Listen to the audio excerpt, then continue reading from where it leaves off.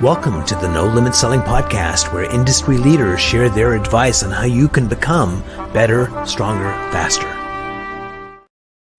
Hey everyone, welcome to another episode of the No Limit Selling Podcast. And today we have Sheila Granger. She's a hypnotist, so don't look her in the eyes, whatever you do. Sheila, welcome to the program. Thank you, Umar. Great to be here. So one of the things that, I find intriguing is, my whole focus is understanding the mindset, and you can understand it from the point of view of the average citizen. You could understand it from the point of a psychiatrist, from a neurologist, and to get a different perspective. I'm so excited to be talking about this with you because you're a hypnotist and you look at it from a different lens altogether.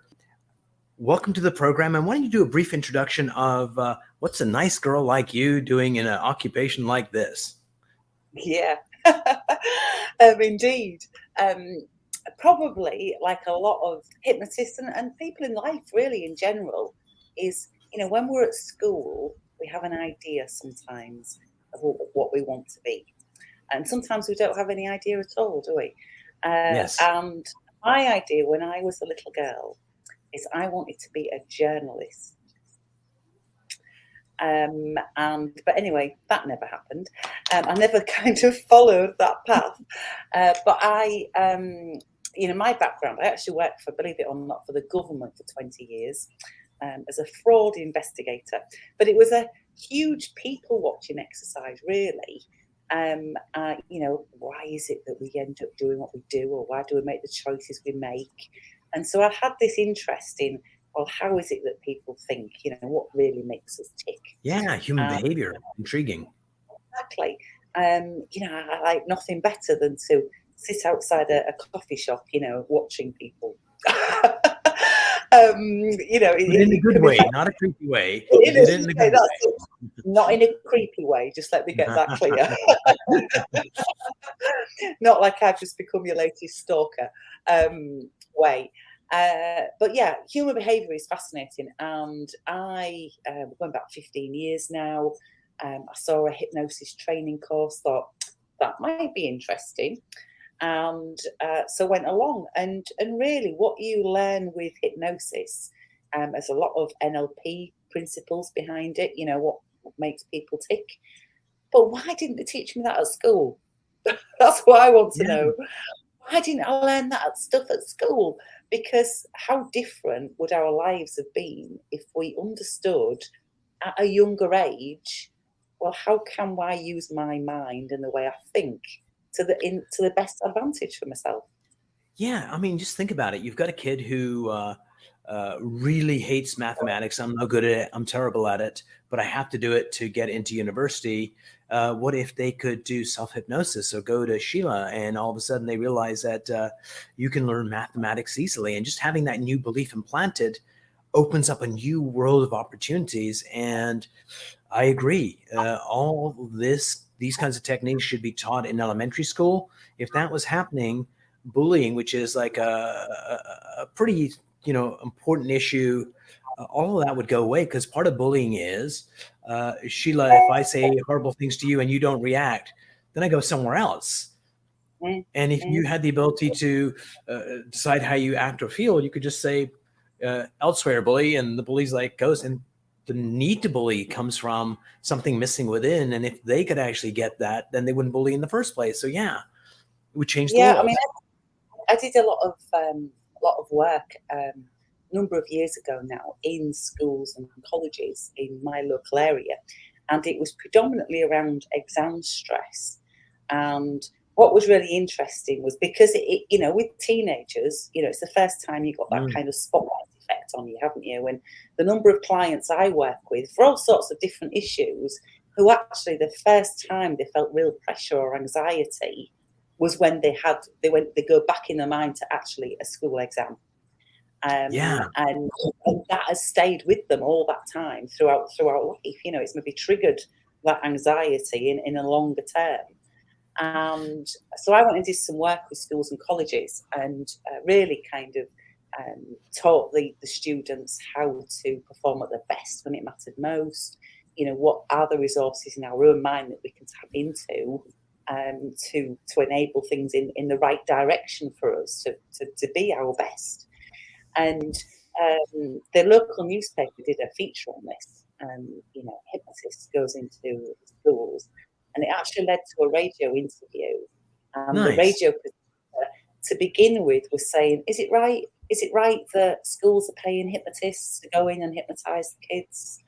But actually, by the end of that interview, the presenter completely came round to the way of thinking with, actually, this is a really good thing to do.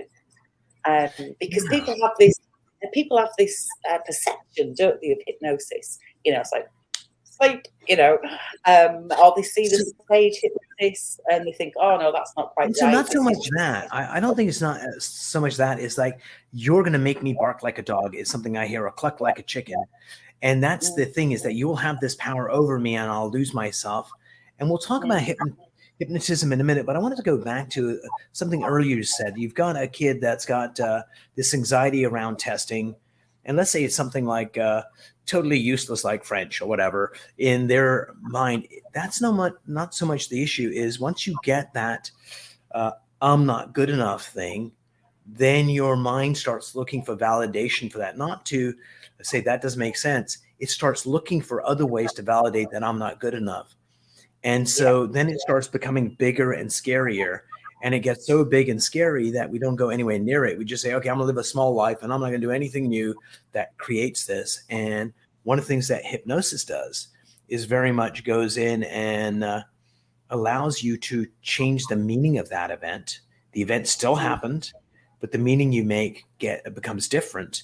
And then your mind starts looking for validation for that meaning. And the meaning could be, I am incredibly attractive to women, which may not be true, but if I hold on to it, there's hope for me. I mean, one of the kind of simple techniques that, even sports professionals will use, if you think of, a sports team who have just gone and they played a match and it was dreadful. They lost, they missed penalties, all of those things, all terrible things happened. And you're going to go away with a really bad feeling about that. And that's going to, certainly in the sports world, dent confidence massively. So when you go out again, you've kind of got these uneasy feelings, and then we don't perform very well again. And it kind of, you hear of teams being on a losing streak. Certainly in football terms in the UK, we hear teams on a losing streak. But when you look at what's really happened, is their skill set hasn't changed, but how they feel about it is completely altered. So, one of the things, they may do is, in their own mind, rewind that technique, that same incident, but see it in a different way, a bit like pathological lying. Okay, I'm going to pretend in my own mind that it actually went exactly how I wanted it to go, and that was brilliant. And again, it immediately flips the feelings, and it sets us up in a different way going forward. Absolutely. And another way to... Oh, please finish the thought. Sorry, we tend to very much in life focus on what we don't want rather than what we do. So, if we want to lose weight, we tend to focus on, oh, look at the figure on the scales, I'm getting fatter, which creates bad feelings in us. And then if we've linked food to emotions and we want to eat some more, to bury that emotion down, to kind of soothe our soul, if you like. And so looking at that sports example, one way is just rewrite history, is to see it in a different way. And the other way is to change the meaning around it. It's like, oh yeah, I could have passed to my teammate, but I went this way. The lesson, this was such a gift. Doing that, now I can see it. The lesson is, be aware of where my teammates are. And so it could be that you rewire it totally, or it could be that you just learn lessons from it. And it allows you to be more aware of that next time. And what's the blessing is, you get into a winning streak, which is the exact same process, but just in a more positive way. There was, when I first started off as a hypnotist, I used to do a lot of things just in my community, just to help people. I mean, hypnotists, a lot of the time, we're going out just to help people. You want to make a difference in somebody's life. And I had a lady, she come to me for weight loss, but she was married to a football coach. And he was a coach of a little teenagers football team. And she was just telling me one day after the session that they wanted to move up the league with this team. But at the weekend, they were going to be playing a team of big lads who had, the previous time they played them, had annihilated them. 11-1 was the score. They completely beat that. So she said they're going into this game thinking, what's the point? We're going to lose. What's the point? We know what happened last time we went to play them. So what's the point? So I said, look, why don't I come and do a couple of sessions with them, just see if I can help a bit, give them some pointers. And so I really taught them about focusing on winning images. We did some pre-competition routines, kind of mental rehearsal around this. We did a little bit of focus, where our focus lies. Think of a teenager, the ball's not near them. What am I going to think about? I wonder what I'm having for my tea tonight. What's he looking at over there? And in that split second, we've given, somebody a competitive advantage, haven't we? Was it David Beckham lost the World Cup for England, I think, because of a loss of focus in a period of time.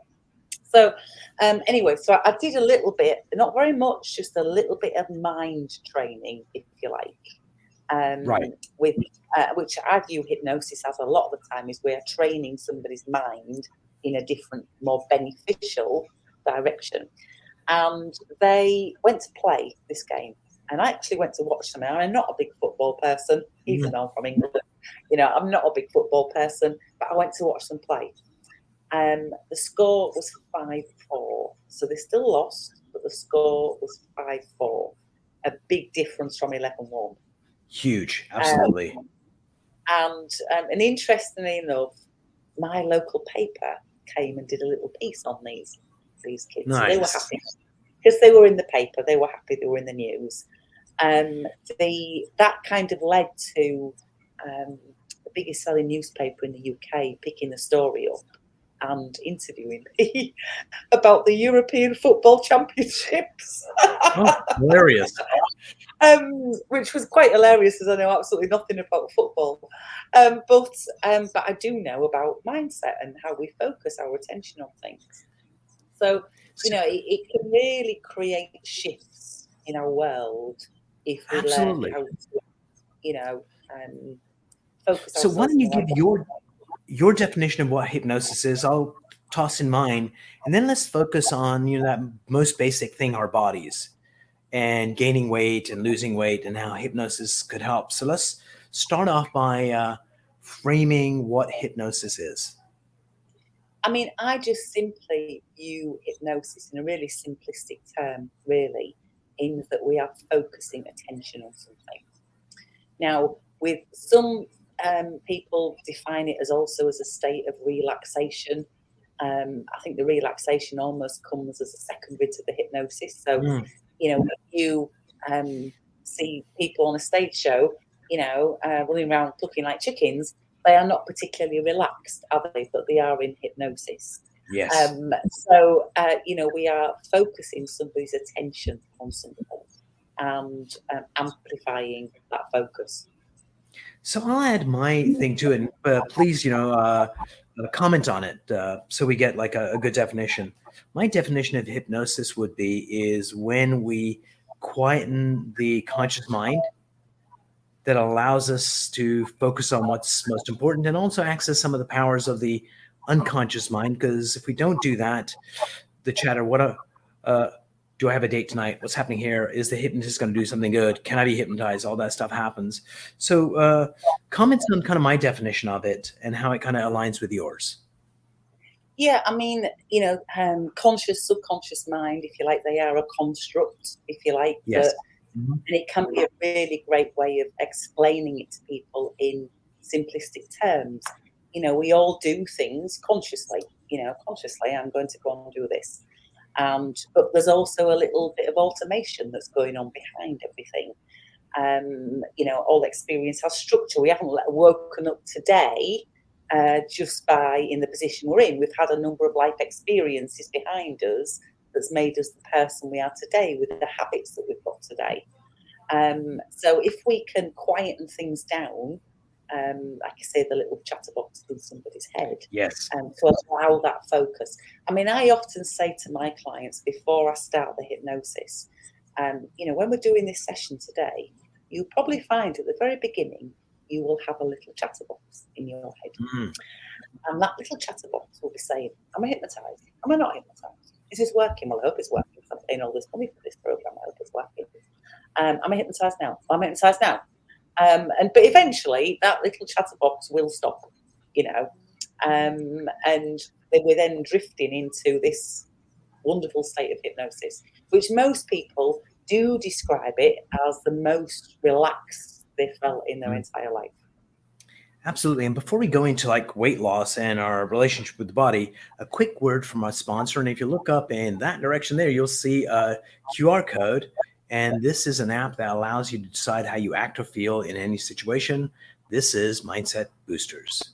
If you're ready to let go of anxiety, let go of uncertainty, let go of doubt, Mindset Boosters gives you the ability to decide how you act and feel in any situation. Ready to take charge of your mindset? Go to mindsetboosters.com. So in order to have life, we need oxygen, we need water, and we need food. And food is such a elemental definition of who we are as a people. We have national dishes. When we gather family, there's always a feast. I mean, it's so linked in to who we are and where we go to eat and what we do that we define ourselves through our occupation and also through our food. And since we're eating all the time, it's links up with the emotions that we're feeling and how we feel about ourselves. So it's a very complex thing. It's not a matter of, oh, I'm going to stop doing this, I'm going to start doing that. Kind of your thoughts on, why weight loss, why weight is such an issue for us, and also why weight loss is so darn difficult to accomplish. And it's so true, isn't it? In that, it's simplistic in a way. If you want to lose weight, what do people say to us? What do the doctors say? Well, eat less and exercise more. If only it was so simple, we'd all just do that, wouldn't we? We'd all say, yes, I just need to eat less and exercise more. And if it wasn't for mindset, that is the formula for weight loss. Simply that. Yeah. But the mind gets in the way. Yeah, I mean, consciously, I do this about many things myself.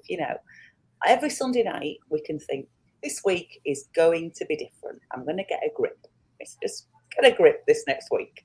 I'm going to, eat healthily during the day. I'm going to go to the gym every night. I'm not going to have that glass of wine. I'm not going to get that snack out in front of the TV. And when we say those things, we mean them. We do mean it. And I say these things, we absolutely mean it. But then what happens? Monday morning comes, the everyday demands of everyday living are placed upon us, so we almost forget to a certain extent as well. I forgot I meant to do that. So we forget about it because we've just gone into automation again. That set of habits that are just running our life. If you think of naturally thin people, do they ever overeat? Yeah, of course they do. Do they ever eat chocolate? Yeah, of course they do. And they're show-offs. Yeah, that's it. Yeah. But the difference is, they might go out, and have a blowout one night with some friends, but the next day they're back to a set of habits that they kind of live their life back that work. And so, it comes down to our habits and our associations. And people think that habits are really hard to break. They think, oh, that's going to be really difficult to overcome that because I've done it for so long. I've done that all of my life. But really, habits can change very quickly.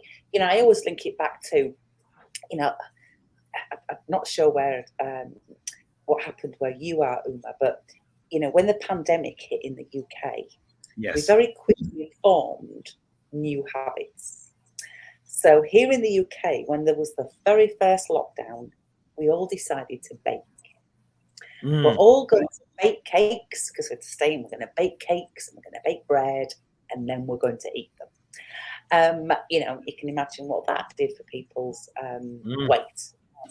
So the second lockdown came, and people thought, oh, I'm going to change my habits. I'm going to use this as an opportunity to get fitter. So all these people were walking about on the 1 hour they could go out. It's all going to walk about. And but the third lockdown came, and then everybody was like, I can't really be bothered to do anything. I'm just going to sit in my house. I'm going to have a beer every day at 4 o'clock instead of 7 o'clock. I'm going to have it at 4 o'clock. Well, those habits stayed, and they were very hard for people to break again afterwards. So habits can form very quickly, but just as quickly as they can form, imagine if you can, change that habit as quickly back to something that's more beneficial. Let's pause there just for a second. We'll come back to this.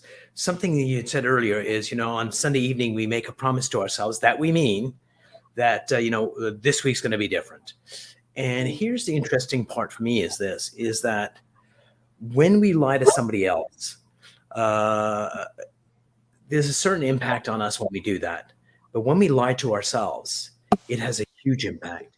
And when we say, I am going to change my habits this week, and we don't, I think it hits us at a level of self-confidence that we may mask with bravado, that it proves to us, it validates old beliefs that nothing's going to change. I don't have the strength. So talk to me about when we break promises to ourselves, what's the impact of that on our relationship with weight? I think that is just one element of it. Like with weight loss, let's imagine that somebody's got, quite a lot of weight to lose. Because with weight, it says so much about, it does impact our confidence so much, our identity as a person. Maybe he's always been identified as Big John. What if Big John loses weight? There's a bit of impact on his identity there as well. So, which is huge. That can kind of change things as well. But we say we mean it when we make that promise, and then we don't achieve it. We think, I don't think I can do this. I don't think I'm capable of that. Right. And then we start making a lot of self-affirmations. We're also really good at making excuses as human beings as well for why we are like we are. You must be mom. It's your genetics. Yeah. Or, I'm like this, or I'm going to find it really difficult because I'm going through the menopause, or I've reached a certain age, or I'm like this because I've got an underactive thyroid and a metabolic disorder. But we're all capable of change. And, it's worth remembering that, when you get up in the morning, you catch a reflection in the mirror, the person staring back at you is capable of achieving anything that you choose. The person staring back at you is a person of value and self-worth. And it's worth reminding ourselves of those things. What's interesting is this, Sheila, let's say you were going to lose some weight and you were having difficulty with it. And I was just one of your mates.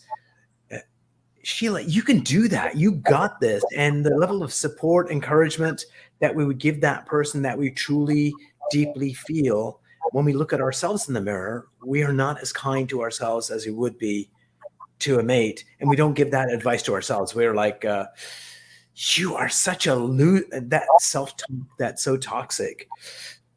So talk to me about what's the first hypnotic experience you give people that gets them on the path of weight loss. So walk me through a journey of the first hello to you, to doing the first session, to walking us through. Think of a particular client and don't name names, and walk us through that process. Yeah. Okay. So often what we tend to say is that, well, I just want to lose weight. We don't have a kind of a really strong why. We're only going to change if we're uncomfortable enough. And, lots of people will say to me, well, I want to lose weight because of health reasons. Well, I personally don't come across many people where the change will happen if it's just about health. We all know that. The doctors tell us that. It doesn't make any difference to us. Yeah. I want to be there You for know, my grandkids' wedding is yeah, like some type of big why for someone. If I'm yeah, overweight, I'm going to die before that. Yeah. yeah. And the health reason will be secondary though. It's Mm, about how we feel about ourselves as a person, and it's about having a goal that's achievable to start with. You know, I'm sure that you probably talked about goal setting with people before, but you know, we've got to make this a little bit time bound. Okay, so I'll say, okay, have you got something coming up in the next few months where you can think, you know, I'd like to be that size by then, mm. and that being realistic. So this isn't about, you know, dropping 3 stone in a week. This is about bringing about some habits that somebody can live with. That's going to, as a lucky side effect, help somebody lose weight as well. So you know, so if I can get you to lose, we work in stones and pounds in the UK. If I can get you to lose £2 a week without feeling like you're dieting, without feeling like you're being deprived, would you be happy with that? And like, yeah, that's absolutely great. I'd love that. So when somebody's got that goal in mind, okay, I want you to go and buy something new that you're going to wear when you've achieved that first goal. Now, that might be linked to a special occasion. So maybe it is a wedding anniversary, maybe it is a vacation. Go and buy that suit now.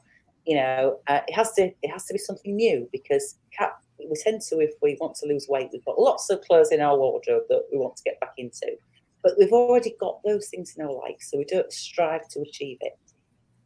So let's to start visualizing and imagining becoming the person we want to be, as opposed to Love the it. person we.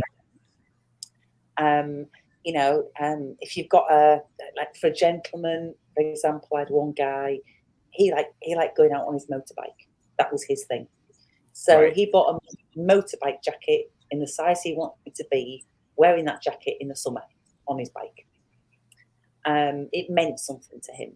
And then when he got that outfit, we need constant reminders, so we don't forget. You know, because we said Monday morning comes, forget all the promises that were made to ourselves because life gets in the way. So we need Right. some reminders going on about what it is we're doing, why we're doing it, what it is we're doing, why we're doing it. And, you know, we've all got these devices. You know, take a photograph of that thing you want to be wearing. Have it as a screensaver on your phone. So we get these constant reminders going on about, you know, because we're going to start eating to become the person we want to be. Yeah, so let's pause you right there. That's like totally genius in terms of, number one, they're taking actions in the right direction. Number two, that item becomes almost like a talisman of that future self. Whereas if Mm. it's just a thought, it's a thought. But if they went out and they spent 200 pounds to buy that jacket, they got skin in the game as well. So it kind of operates on many levels that are really, really positive. And Mm. so love that. So once you do that and you get them to buy the dress, then what's that first session like? So then we're going to put in some realistic changes. So I always say, you know, even though we're going to do hypnosis, and hypnosis can certainly produce magical results, you know, any change does require a little bit of conscious effort. So if you make a bit of conscious effort as well, it amplifies the results.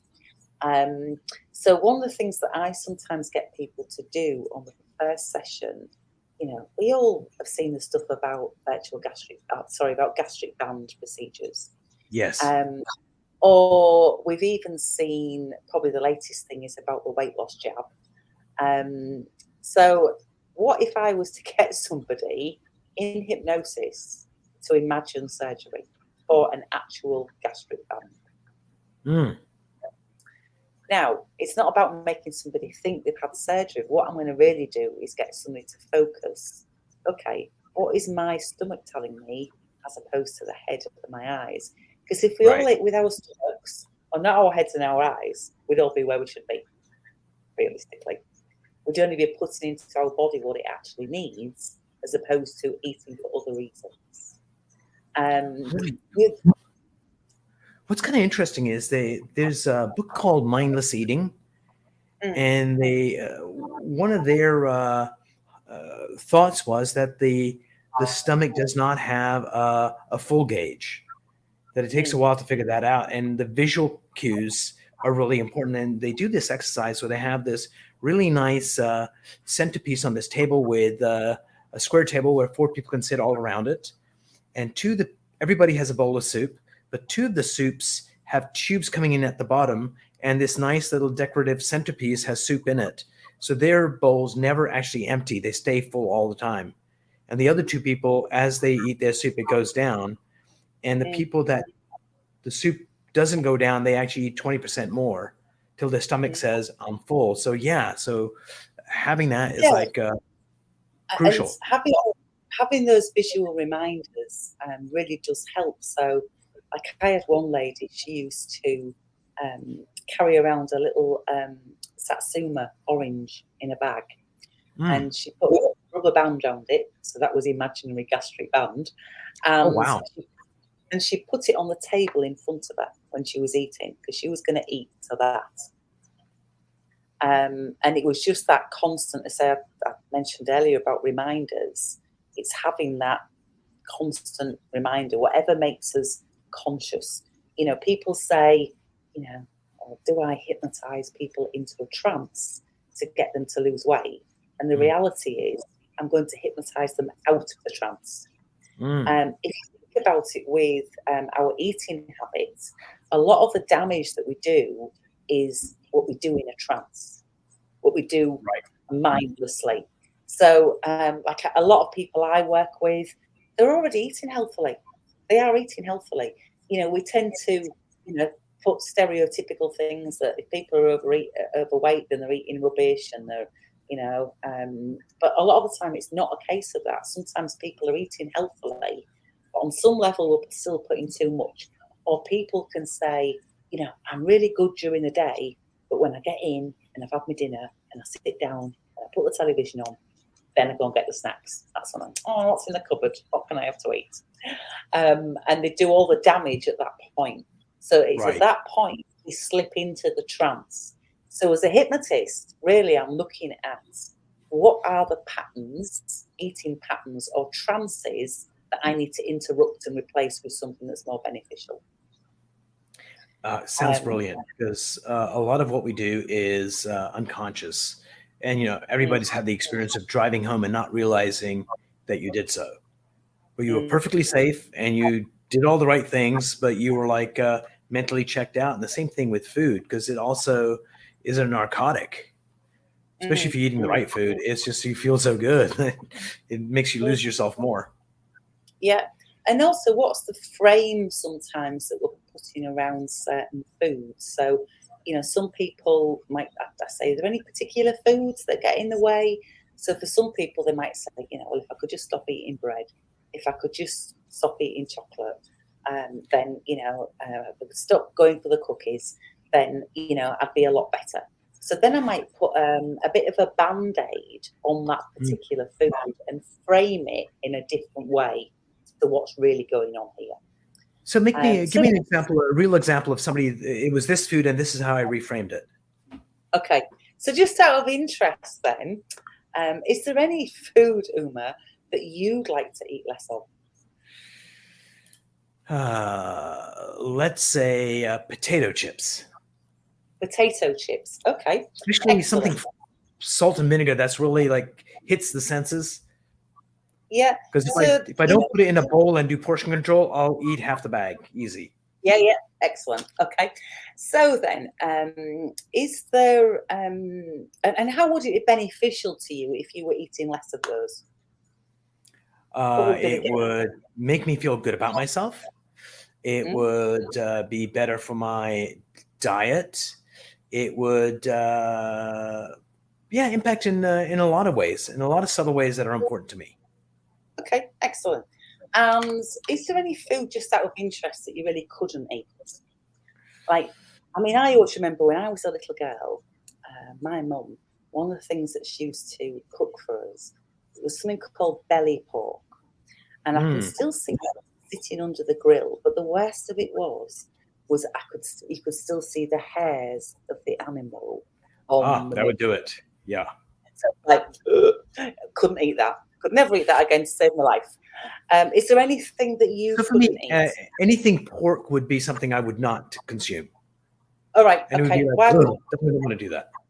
yeah? What is it about pork that you couldn't consume? Oh, it's just a religious background. Like I was never religious, but some, I womanize, I do drugs, I do this. But that one thing that just stuck always was not eating pork. Right. Okay. Okay. All right. Okay. So, are you ready to play along with me, Umar? I am. I love this. Are we going to do something about these potato chips? All for your own Well, crisps. For the British audience, we're talking about crisps. Yes. So, what I'd like you to do then is just kind of really, if you were to imagine in your mind, Umar, the most relaxing place where every time you think about it, it always evokes feelings of relaxation, good feeling. Got it. What kind of place is that for you? It's that couch right over there on the other side of the room. All right, okay. So if you go ahead and just close your eyes down for me, and just imagine that you're sitting on that couch for a moment. Feel it underneath you. You know exactly how it feels being there. And then while you're just imagining being on that couch, I want you to imagine something else for me, Umar. I'd like you to imagine that by your side right now is this big empty bucket, a big empty vat, if you like. And I'd like you to imagine if any and all of your bits and bobs of excess body fat were dripped and drained away into that bucket, what that fat would look like. You could see it. So I'm going to ask you some really simple, non-intrusive questions. You'll find you'll be able to answer them, still remain pretty relaxed. So that fat in that bucket, what colour is it? It's yellowish. Yellowish, okay. And what's the consistency? Is it smooth? Is it lumpy? What would it be, the consistency? Liquid with lumpy bits in it that don't look appetizing. Oh dear. So liquidated and lumpy bits in that yellow fat. And if you could smell it, Umar, if you could smell the fat in that bucket, what would it smell like if you could smell it? A bit rancid. A bit rancid, okay. So that yellow, rancid, liquidy, lumpy, smelling fat in that bucket. I want you to imagine something else for me. I want you to imagine you've got that bag of potato chips. And before you put that potato chip into your mouth, I want you to imagine dipping it into that bucket. I knew you were going to do that. You're an evil woman. Yes. Okay. I'm going to mention doing that. Get a big blob of that fat on, and notice the yellow of that fat, the liquidy, the lumpy, the rancid, smelling. And it becomes soggy, so there's no crispiness left. It's disgusting. Yeah, I can see it. Okay, good. So I want you to let that imagery just fade away from your mind. I want you to imagine one other thing for me. I want you to imagine that in front of you, you have two plates. On one plate are some potato chips. They might be a bit soggy now, from the fat, who knows? But anyway, there's some potato chips there. And on the other plate, there's some pork. I want you to imagine taking a knife and fork, cutting that pork up, and then mixing it bit by bit in with all crisps. Getting a bit more of the pork and mixing more and more in. So it's all mixed together. And when you've done that, when it's all mixed together, I just want you to nod your head silently. Okay. So from this moment forward, you can easily choose the foods that are more beneficial to you. You can choose to say, walk away from those potato chips. So what's kind of interesting is as soon as you had me mixing the bacon bits with the potato chips, there was an instant visceral feeling in my gut that was not pleasant. Like immediately came there. So it was a reaction to it. So yeah, very powerful. So how did you start? Interest? How do you feel about potato chips now. I can see a difference. It's not like there's a bag later on this evening. Oh, now that feeling's back, that negative feeling. I'd be disinclined to have it. Mm. And thanks a lot. Our sponsor is Lay's Potato Chips, and they're going to actually stop sponsoring us. Thanks a lot, Sheila.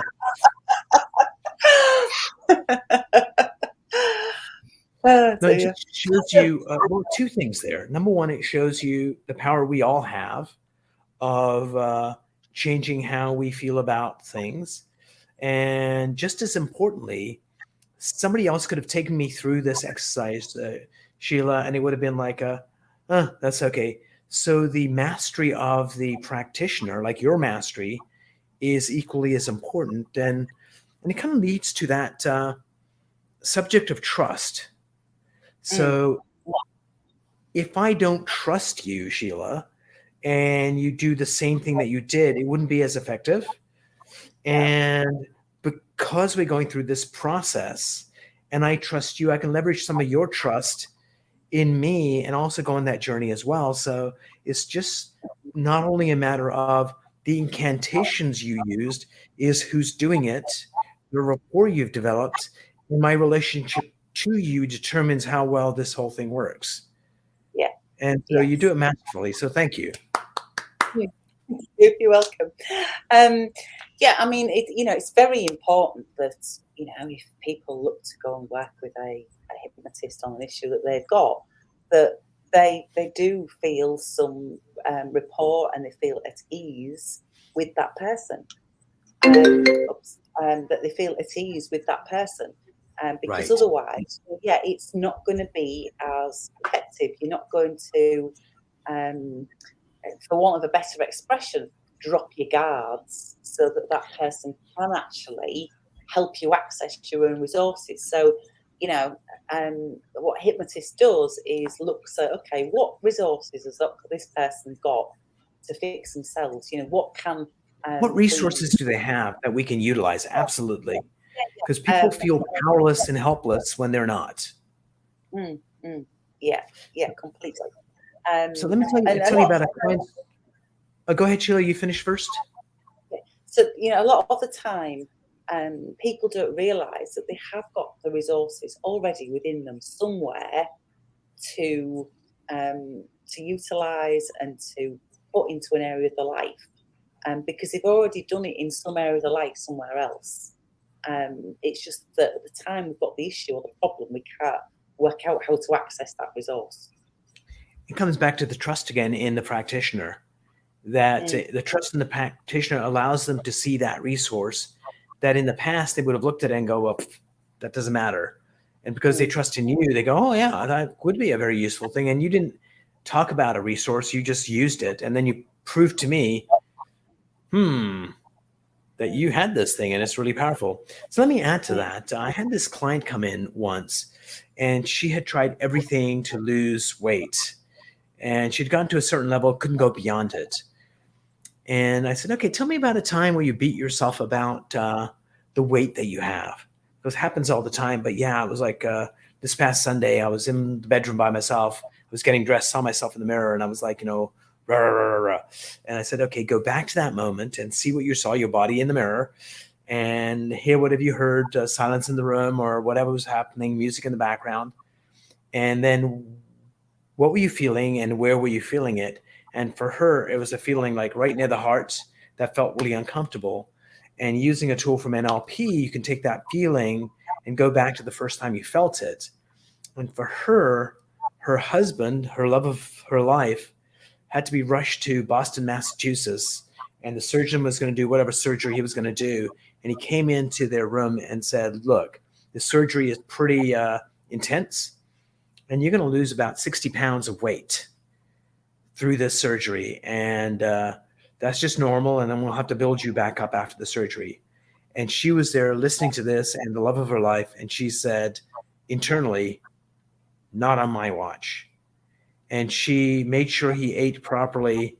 And he lost not 60 pounds and went down to about 35. But she started eating to help him. And she linked eating to saving his life. And so when we decoded why she eats now. It went back to that moment of not on my watch, and we disconnected that. And then the other techniques helped lose the weight very quickly.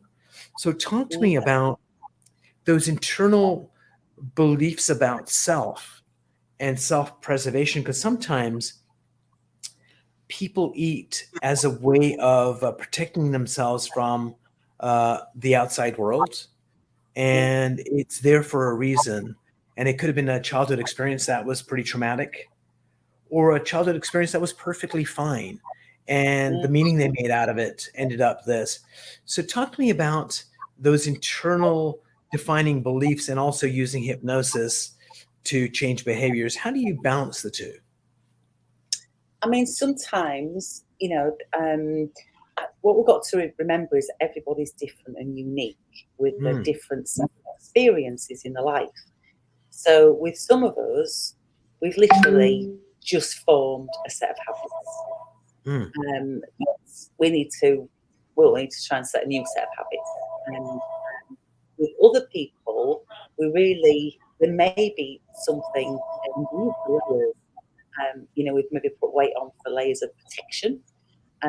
Sometimes with ladies, when they've been younger and they've attracted too much, they feel like they've attracted too much male attention, for example. Yes. They maybe, well, I'm going to make sure I'm not as attractive then.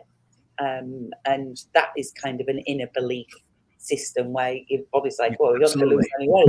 You know what happens then? Because we're still got the same, we're running a program, if you like, for when we were 17 years old, but we're now like 60. We're still running the 17-year-old program. Or it could be, like you say, that it goes further back into time. I remember working with a lady. She was actually a medical doctor, a GP, as we would call them in the UK, a general practitioner. And she tried to lose weight for years and years and years and years and years. And couldn't manage to do it, even though she was somebody who gave out advice to other people, and she couldn't kind of seem to do it for herself. She also, for somebody who was in such good standing, if you like, in the community, always had an uneasy feeling that she wasn't good enough. Yep. Even though, consciously you could think, oh, this doesn't make any sense at all. You go to all these groups, all these people listen to you, on what possible level do you think you're not good enough? But she had an uneasy feeling that she wasn't good enough, which she then used food to bury that feeling. Let me soothe my soul in some way. And I'll use food to do it. Some people might use drugs, some people use alcohol, but, we soothe our soul.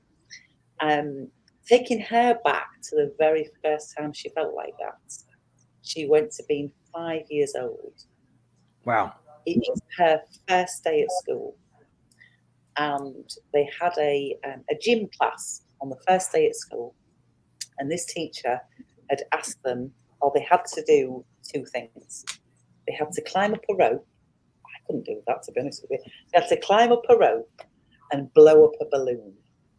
And she couldn't do either of these things. And the teacher had really berated her and said, well, everybody else can do it. What's your problem? You're useless. Everybody else can do it. And that feeling of I'm not good enough started as a little seed then. And what happens with little seeds sometimes is they start growing, don't they? Every time. Yes. Yeah.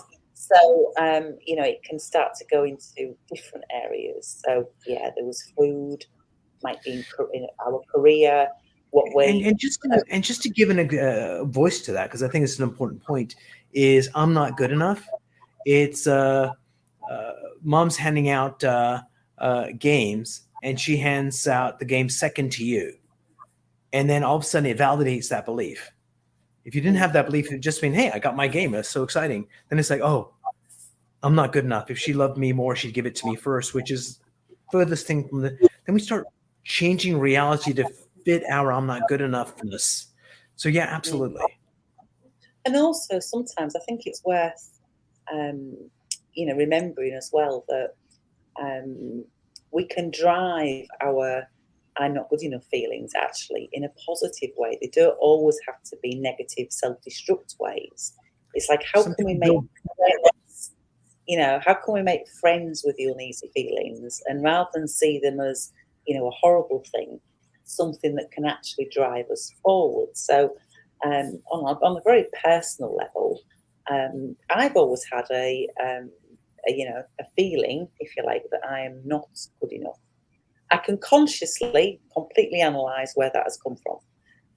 I was adopted when I was born, so subconsciously, like in my mind, I wasn't good enough when I was born. Yes. So so I've always had this uneasy feeling, but actually, that feeling has served me very well, because it's actually made me go out and do the next thing and the next thing and the next thing, because on some level you're kind of on a mission to prove that you are. Now, some people might say, "Oh, Sheila, you want to get yourself sorted out with that? You'd be much better if you didn't have that." I'm not going to let that go for anybody, because it serves me so well in that direction. Yeah. So sometimes, even though we might have them, it's what are the tools that we've got and that we're using that are useful, and what are the tools that we've got that we need to reframe in some way. And there's a few masters of the universe, quite a few, that have felt that they're useless, and it's got them to prove otherwise. It's like, I'll show you, and they go out and they build these massive companies. So just something for teachers before we part company. I think part of teachers training has to be is that in their teacher class, they need to say something negative, and then they get electrocuted, because the number of times I've heard teachers saying you're worthless or you'll never amount to much, and how it's impacted someone for the rest of their lives by them being careless in their thoughts is just staggering, because most teachers are there to help kids, and just some of them are just say things that they don't think are powerful but can negatively impact someone for the rest of their lives. Yeah. And if you think about it, if we want to change, a really simple way to change some of our thoughts is, if you think of television advertising, it trains our brain in 30-second blinks. So like I was recounting the other day some TV advertising, and I was saying kind of the first bit of the advert or the first bit of the jingle. You all have these annoying jingles in your head from some advert, and you can recount all of it, can't you? And what it's done is it's trained your brain on repetition in 30-second blinks. If that is so powerful, why aren't we doing it ourselves? Why aren't we using that as a beneficial tool for ourselves? So, again, we've all got these things. Why don't we record, some positive statements for ourselves? I'm going to always eat healthily. I'm going to look after my body. I'm going to really enjoy exercising. Whatever your thing may be, and play it to yourself multiple times a day. Yep. I think it's just become like TV advertising. Absolutely. I think going back to kind of go full circle is when you look at that dress that you promised yourself you're going to fit into, and you see yourself in that dress, it's also the same thing. You just kind of go, okay, I can see there. People are going to comment and say, oh, Sheila, you look amazing. Have you lost weight? No, I haven't. But thank you anyway, or whatever. So yeah, we've got this amazing gift. And Sheila, you have a lot of clients and also a lot of coaches that use your methodology. How can people get a hold of you? Yeah, so I always love to hear from people. So my web address is www.sheilagranger.com. And I'm also, on Facebook, WhatsApp. If you go on my Facebook page, Sheila Granger, people can WhatsApp me. I'm always happy to give any advice that I possibly can. Ultimately, it's all about, making a difference, isn't it? Brilliant. Before we part company, is there a question you have for me? Put me on the spot before we go. How can I put you on the spot? Let me think about it. Umar, do you want to eat potato chips? You can ask that one. Yeah. I don't think I have actually. I haven't prepared Good. for that. This just shows you what we're not prepared for. Oh, wave my hanky. Cool. Sheila, it was a delight chatting with you, and I learned a lot, and I can't wait for our next conversation. Yeah, good talking to you.